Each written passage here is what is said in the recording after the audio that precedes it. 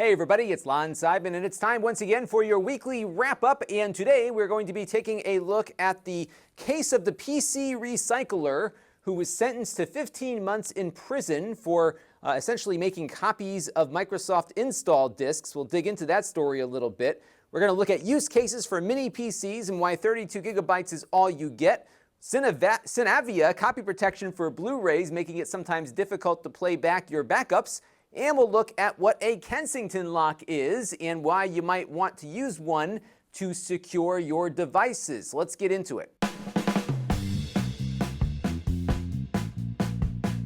And I want to begin by thanking our newest supporters here on the channel, Nacho Bidness and Hugh Jorgen. Both of them are making monthly contributions to the channel. I want to thank these two individuals and everyone who's been contributing on an ongoing basis, as well as everyone who watches on a regular basis too, because all of those things equal channel growth. And we don't have an advertiser this week, but we do have a non-ad, an affiliate link for Blue Apron. They have this promotion going where you get 5 meals free with your first 2 orders from Blue Apron. And next week, I've got a international flair coming in. We've got Italian beef and sweet pepper subs, spicy chicken and spring pea stir fry, and Buenos Aires beef empanadas. So quite a selection of delicacies from across the world, and I'll be cooking them from scratch in my kitchen right upstairs. And it takes about an hour or so to get the whole meal prepared and on your table, but it's a lot of fun. You actually learn how to cook while you're doing these recipes, and they're very hard to mess up because they give you the exact amounts that you need for all of these different meals. Typically, it costs about $10 per person per meal. So not all that expensive compared to the grocery store or a restaurant, and you get some really good stuff that I think you'll enjoy as well. We get a small commission if you sign up, and you'll get 5 meals free with your first 2 orders too. So not a bad deal. Check it out at Lon.TV/Blue Apron. And now for the weekend review. I didn't have much to unbox, so we didn't have much on the extras channel this week. Actually nothing, but there might be something by the time you see this wrap up. I do have an unboxing in the works, so be on the lookout for that. On the main channel, though, we had 3 reviews of some length. We had the Melee Mini PC. We had a relatively inexpensive 4K 60 Hz monitor from LG, a 24-inch monitor, but that is what fits on my desk here. We're going to be using that in upcoming reviews of 4K gear, so that was a fun one for me to do. Really nice quality display for the money. And we took a look at the Oppo UDP-203, which is now basically a defunct Blu-ray player, but a darn good one. And I reviewed that and looked at how it performed in my home theater setup. So you can check out that review on the master playlist link down below. And now it's time for a couple of things that are on my mind, and this is week 60 of me doing this as a full-time occupation. And hopefully this is the week we start experimenting with some of the Amazon video stuff that I talked about last week. So the first experiment is uploading my dispatches, those in-the-field reports with me and the microphone at CES and some of the Pepcom shows that happen in New York. So that one has been uploaded and submitted. I'm hoping it gets live on Amazon in the next couple of days. I'll fill you in when it's up there on the Facebook group and maybe through a community post or something. So I'm just eager to try it out. I'm not going to move anything over there or make anything exclusive to Amazon, but I've got some content that I think needs to be seen more, and Amazon might be a better place for that because I can set them up as like a TV series with episodes, and when a new episode comes up, it might put that in front of people who add that to their playlist. I think Amazon's been working on discovery of content better than perhaps they have been in the past, and I'm eager to try it out. One issue, though, with Amazon is that they make it very difficult to get your content on their platform because you have to have almost perfect captions, and they're very restrictive about mentioning off-site links. They really don't even want you talking about going to a website, for example. In fact, as I mentioned last week, they had me change my thumbnails because my logo said Lon.TV, and that was a domain that they didn't like, so they wanted it to just say Lon.TV. So we'll see what happens as the week progresses here. I'll keep you posted on the Facebook group and in other places. And now it's time for some items in the news that caught my eye, and you might have heard the outrage in the media last week about a PC recycler named Eric Lundgren, who's going to federal prison for 15 months because he was selling discs, CDs, that had the Microsoft System Restore software on them. And this is software that many in the tech press said is available for free anyhow, so where's the crime? If he's not selling pirated versions of the software, what's so bad about putting it on a disk and selling it to recoup your costs? That was the initial feeling amongst a lot of the media channels that I follow, but there is always more to the story, and Microsoft, a couple days after that Verge article showed up, put up their side of this case. First of all, saying that they didn't bring the case, U.S. Customs did, because they intercepted a shipment of disks going to this guy that looked like what you see here, and he was selling them for 25 cents a piece to fellow system restoration people that are in similar businesses as he is. And there is, of course, a whole reason why he was selling these disks that look like what you see here. So if you ever had a Dell PC from 8 or 9 years ago, they usually came with a CD that looked like this CD and had the Dell logo on it and everything. And he went out to a manufacturer in China and said, here's the ISO image. I want you to make a disk that looks exactly like this one from Dell, which is what he got. And that is what Customs found on the way to him. And that's what led to these charges. This, by the way, happened all the way back in 2012 or so. So the wheels of justice certainly take a while to spin here. But this is what he was bringing in. This wasn't some disk that was labeled with his own branding. He was replicating something that Dell and other manufacturers were giving out as part of their system disks when you bought a new computer. And there was a reason why they were doing this, because typically when you get a computer from Dell or other companies, you would see these little stickers attached to them back in the Windows XP and Windows 7 days. This is called the Certificate of Authenticity. This is the one for my mother-in-law's computer upstairs that she's getting rid of. And you'd have the product key on here. And if you type that product key in, you could get your Windows reactivated if you had to reinstall the system or something like that. And typically, if you were the first owner of the computer, that's all you needed. You're good to go. But Microsoft has specific licensing terms about these OEM versions of Windows. In other words, versions of Windows that come bundled with a new PC.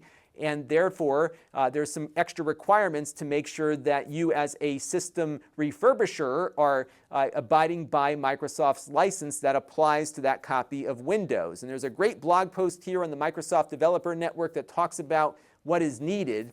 And specifically, there are 3 items needed to allow a license on one of these computers to carry forward to the new owner.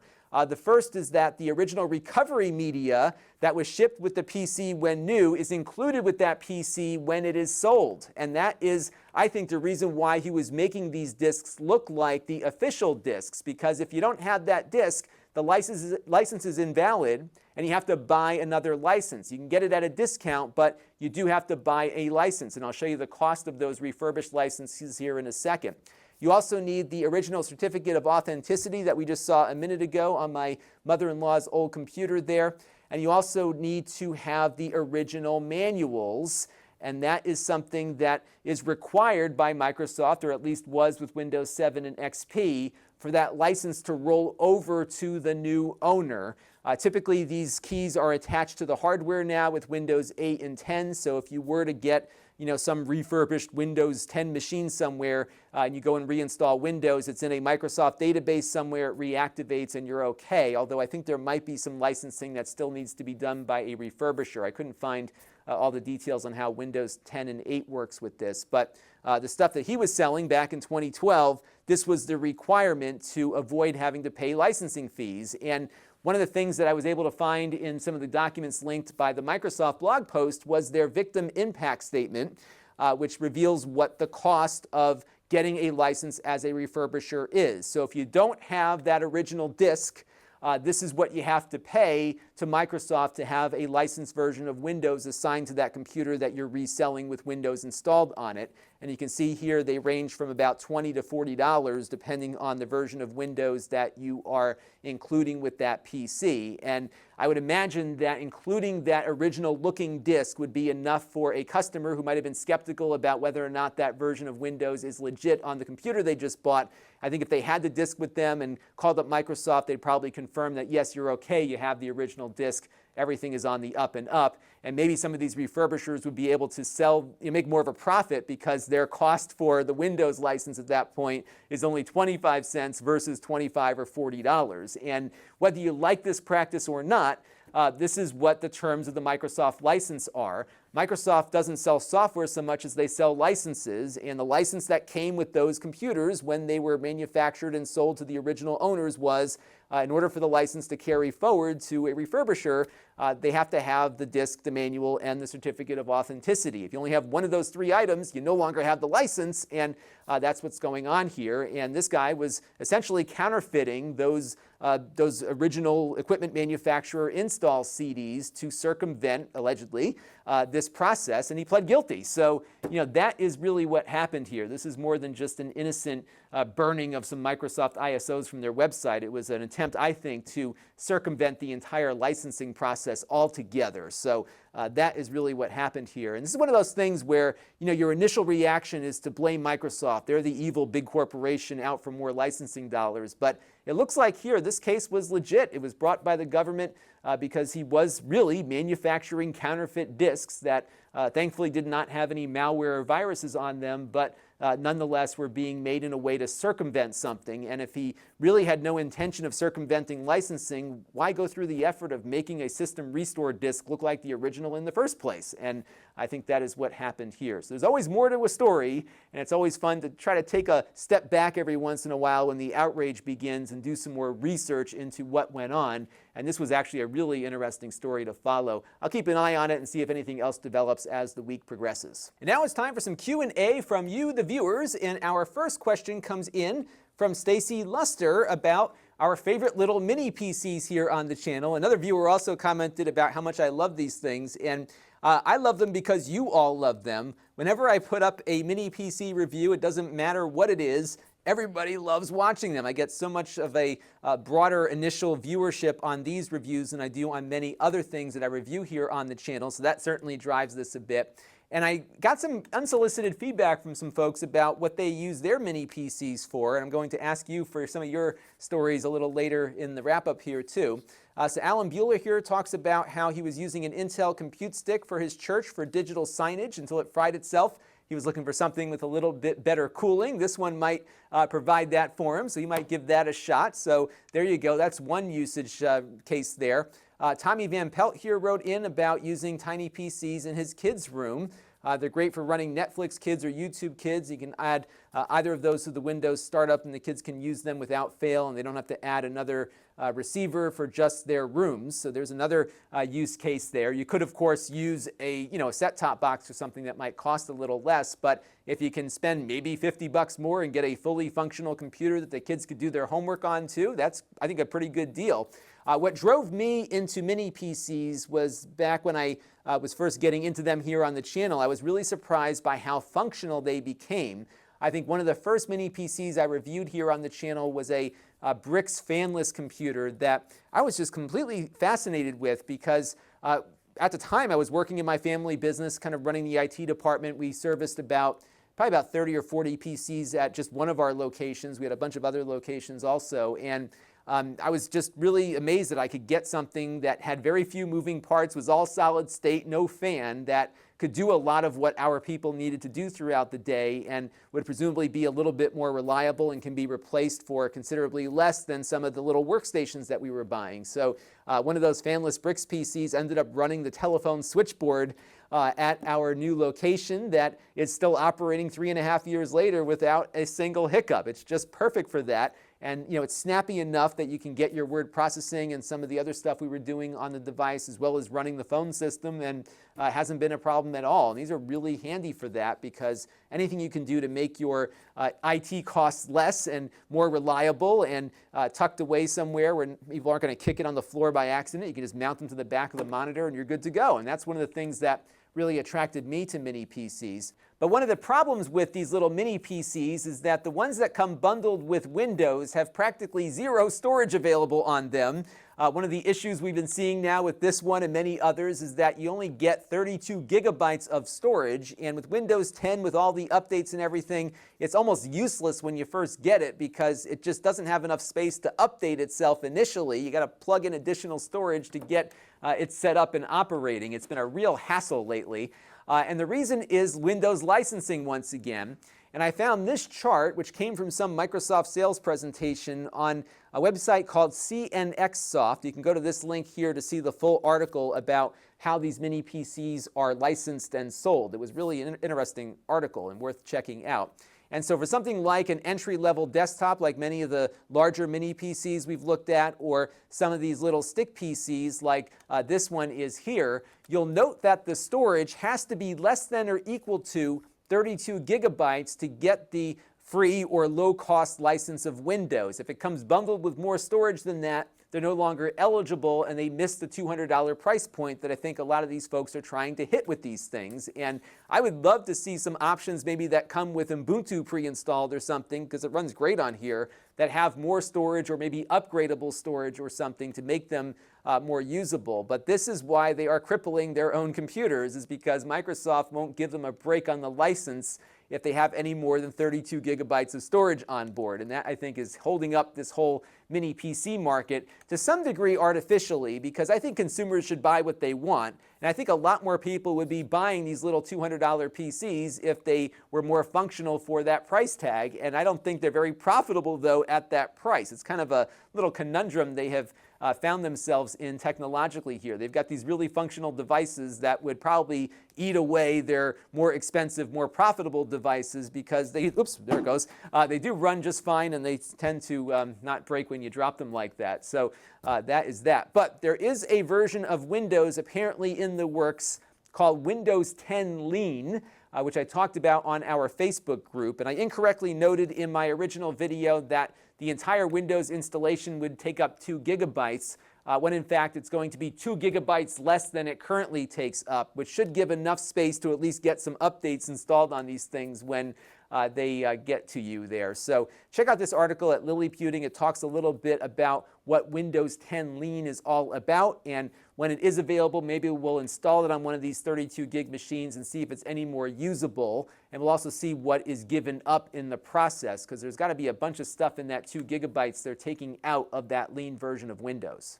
And this next question comes in from Flores Flappy about something I was not aware of called Cinavia copy protection. And this is in regards to that Oppo Blu-ray player review that I did last week, where I was talking about how it wasn't playing back my Blu-ray movie MKV files very well. Just as a reminder, here in my house, I watch movies on different televisions, and I've taken a good chunk of my Blu-ray library and copied those movies onto my network-attached storage device. They play back at their full resolution and full audio quality, and I can run them to any TV in the house without having to run discs all over the place. I play those back on my Android devices, but the Oppo player, although it would start playing the movies, wouldn't play them back all that well. It would freeze up and everything else, and it's likely that it had this Cinavia protection built into it, which I would imagine is on most players. And what's unique about this Cinavia thing is that this is not, some kind of crazy encryption technology. It's actually baked into the audio stream on Blu-ray movies, but also theatrical movies and other things. And when you've got a player that has this technology built in, and it hears that Cinavia code in the audio stream, it then prevents playback. And it's very hard to get that out because it is baked into the movie itself, into the audio stream. And it's something that I think is going to be impacting a lot of folks that are trying to play back network content with one of these Blu-ray players. So I have resigned myself to basically getting myself a 4K Blu-ray disc player that's only going to play discs. I just got this new Sony one that I'll be unboxing on the Extras channel. It's already not playing back the MKVs the way I wanted it to, so I think it's just going to be my disc player for the nice TV upstairs, and I'll continue doing my Android box thing in the other rooms of the house. But that is my play at the moment. Cinavia is something you might want to look at if your player has it, and you might want to find one that doesn't have it to get more flexibility. Now, this next question comes in from Hey Dave White about Kensington locks. He's asking if anyone has ever used one and why, and I figured I would show you what one is. Now, in full disclosure, Kensington has sponsored some content here on the channel, but not sponsoring this question. Because I've been talking about these a lot when I review laptops, but never actually show you what they are. So I would say the best way to describe this is as like a bicycle lock for your computer. Many computers, many laptops especially, have these little Kensington lock slots built into them. Not my Mac here, but they did have a little mechanism you could get to lock it down. But this Melee PC, for example, has one of these lock slots here. You can see it's like a rectangle. And what you do is take out this portion of the Kensington lock, and you can see what it looks like on the end here. And you just stick this inside the slot and then turn the key that it comes with. They also have one that has a combo locking mechanism, so you can use just a combination versus a key that you might lose. So you take the key away with you, and your computer is now locked in. And this is kind of in the frame of the laptop or the Mini PC in this case. It's not going anywhere. You have some flexibility so you can move it around and adjust it, but by and large, it's making it very difficult for somebody just to walk off with your computer. They could probably still make the effort to do it, but it's going to get a lot harder to do so if you've got one of these things locked down on a desk. And there's a loop here that you feed that other portion through before you lock it in to secure it to a desk or something that's not going to move. And then you've got yourself a nice locking mechanism here. And then when you want to take the laptop with you, you can just use the key and pop it out, and you're good to go again. So very easy to get in and out with these things. And really the intent here is just to slow down somebody. You know, if you have somebody running through a dorm room stealing laptops that are out on people's desks, they're certainly not going to take your laptop if it's locked down when there's 5 others that they can easily swipe. And just like any anti-theft mechanism, really slowing down a thief is the best you can hope for. And I think these locks do that. It takes a little bit of extra effort to walk off with something with a Kensington lock versus not having one at all. And that is why people use them. And my Q&A for you this week is the Mini PC question. I'm curious what you are using your Mini PCs for and how many you have.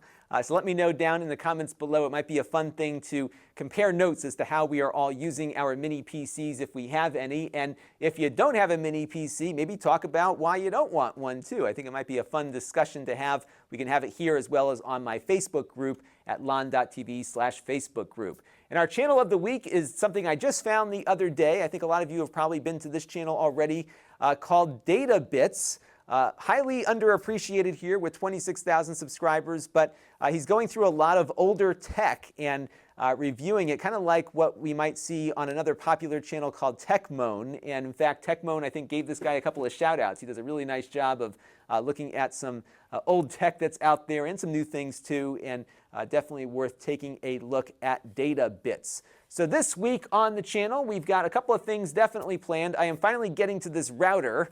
This is the Nighthawk router, the new one from Netgear, and I'm going to look at some ways to demonstrate some of its quality of service features that are designed to give the gaming computer on your network a little more priority versus some other stuff. And I think I found a way to actually demonstrate it in real time, which will be kind of fun. So once I get that ironed out, we'll be working on that review. That's my next one in the list unless something else comes in first. And we're going to have another LG monitor to look at. This one is not inexpensive like the other one we looked at last week.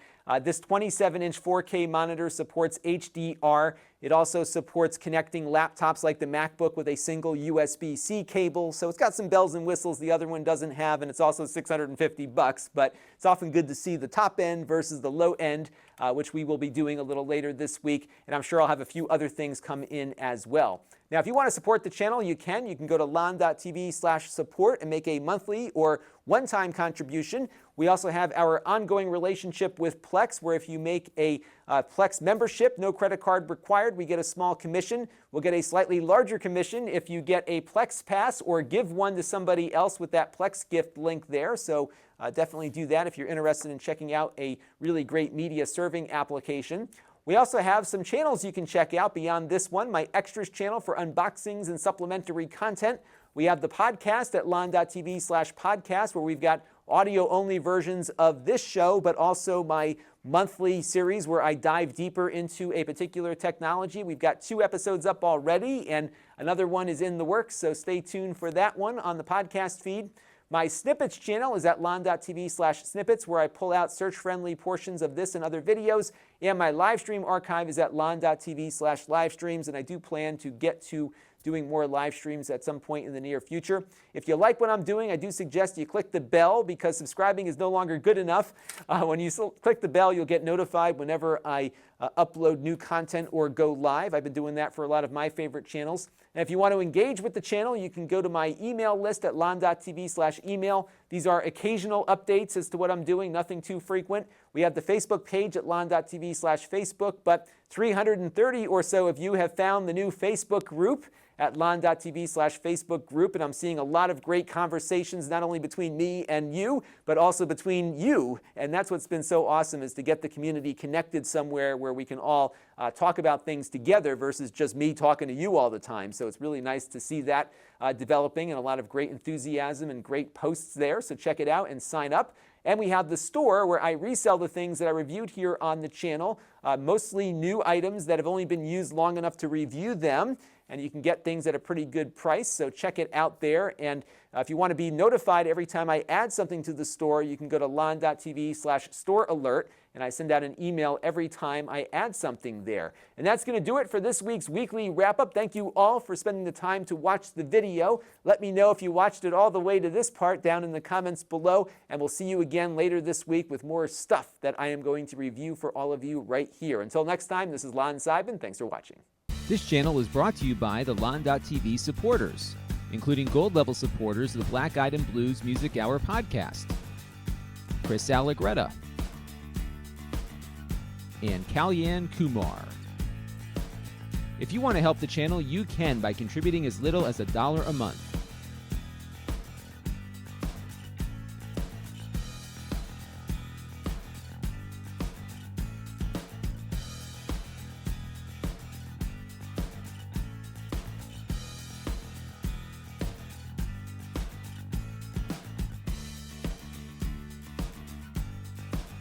Head over to Lon.TV/support to learn more.